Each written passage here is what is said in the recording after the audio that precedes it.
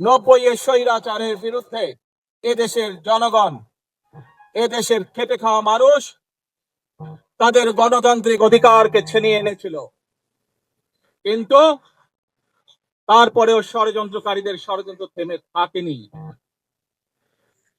আমরা তারপর দেখেছি 2024 সালে, 71 সালে এই দেশের মানুষ যেমন স্বাধীনতা অর্জন করেছিল, 2024 সালে এদেশের ছাত্র জনতা সহ সর্বস্তরের মানুষ, কৃষক, শ্রমিক, গৃহবধূ, নারী, পুরুষ, মাদ্রাসার ছাত্র সহ দল মত নির্বিশেষে, শ্রেণী পেশা নির্বিশেষে সকল মানুষ সেদিন 2024 সালের 5ই আগস্ট এই দেশের স্বাধীনতা এবং সার্বভৌমত্বকে রক্ষা করেছিল।